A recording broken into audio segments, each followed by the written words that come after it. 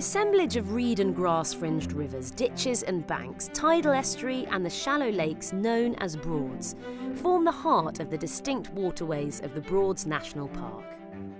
There are around 63 open water bodies of varying size, some isolated and others linked to rivers, and with limited or no development fronting most of the Broads, there is a real sense of wildness and seclusion.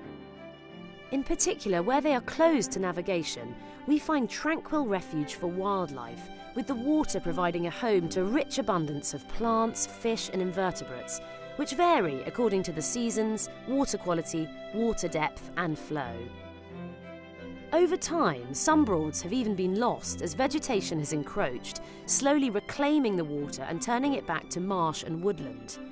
The rich colours and textures of the estuary, salt marsh and reed beds are ever-changing, and the wind and waves continue to erode banks and alter their shape over time.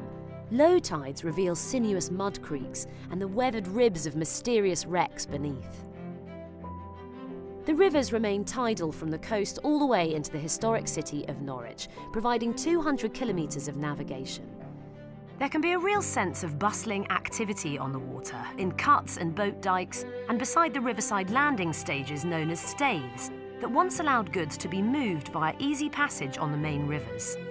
The rivers and navigations led to early settlements and a boom in the subsequent thriving riverside industries like milling, thatching, eel catching and boat building. Winding rivers were straightened to make navigation easier and new connections were cut. However, by the end of the 19th century, riverborne commerce was declining and the area became increasingly popular for boating holidays.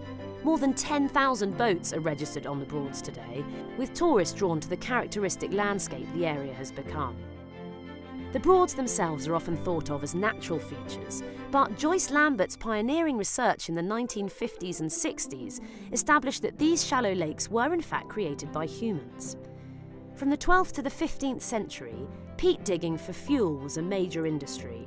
How much was dug is hard to say, but records show that Norwich Cathedral Priory kitchens alone used 400,000 turves each year at the turn of the 1300s.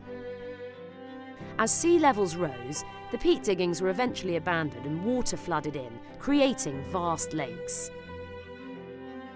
Rising sea level and a changing climate in the present day means our waterways landscape is under pressure from a number of challenges. Invasive plant and animal species, as well as excess nutrients escaping into the water, can impact the ecological balance of an area. Decaying plant material and sediment eroding from the land requires continual management through dredging or mud pumping, with the extracted material needing to go back on the land without damaging wildlife or increasing flood risk.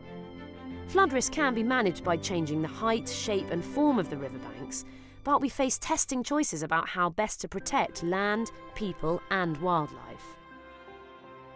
Improving access helps people explore and enjoy the area, but too much and the sense of tranquility is lost, and fragile areas may be damaged, losing the magical qualities that draw people here from all over the world. Finding a balance for nature and people remains a challenge we need to get right.